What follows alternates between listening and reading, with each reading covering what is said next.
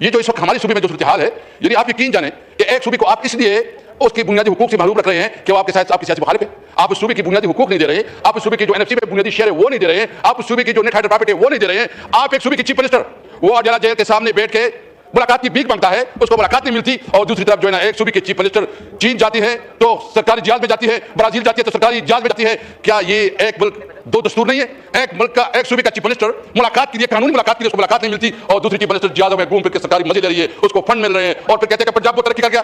Merit پہ آئے نا، آپ میرٹ پہ آئیں کہ آپ جو ہمارے حقوق کے ہوتے ہیں، جو اس وقت ہم انسرجنسی سے سفر ہو رہے ہیں، اور جو ہمارا مطالبہ ہے. جناب اسپیکر، اگر اس وقت ایران اور امریکہ استنبول میں بیٹھ سکتے ہیں اور بات کر سکتے ہیں، اگر انڈیا اور پاکستان بھی ہارٹ لائن پہ وہ کر سکتے ہیں، تو افغانستان کے ساتھ آپ کی جتنی بھی سیریس کنسرن ہے، جتنی بھی ایشوز ہیں، ہم سمجھتے ہیں، میں نہیں کہتا، میں سمجھتا ہوں کہ افغانستان کے ساتھ ہمارے جو کنسرن ہے وہ بھی صحیح ہے، وہ بھی ایڈریس ہونی چاہیے.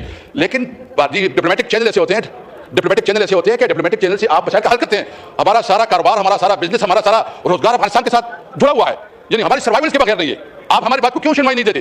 میں سمجھتا ہوں کہ ہم نیشنل ایکشن پلان پہ مکمل طور پر عمل درآمد چاہتے ہیں. ہم سمجھتے ہیں کہ دہشت گردی کسی صورت پہ خاتمہ ہونا چاہیے، دہشت گردی کا ہم ہر حال میں خاتمہ چاہتے ہیں. لیکن ہم سمجھتے ہیں کہ آپ ہمارے ساتھ تو بیٹھو نا، ہمیں اعتماد میں لو، متاثر تو ہم ہیں. اگر ہم متاثر ہیں، ہمیں اتنی تو آپ ہمارے ساتھ بیٹھ کے پالیسی بناؤ. ہم دہشت گردی کا خاتمہ چاہتے ہیں، ہم نیشنل ایکشن پلان پہ عمل درآمد چاہتے ہیں. ہم چاہتے ہیں کہ پاکستان ایک عظیم ملک بنے، ہم چاہتے ہیں کہ پاکستان میں قانون کی حکمرانی ہو، ہم چاہتے ہیں کہ پاکستان میں سول سپریمیسی ہو، ہم چاہتے ہیں کہ پارلیمنٹ طرف سے مضبوط ادارہ ہو، ساری پالیسی، خارجہ پالیسی، داخلہ پالیسی، معاشی پالیسی ادھر بڑھے.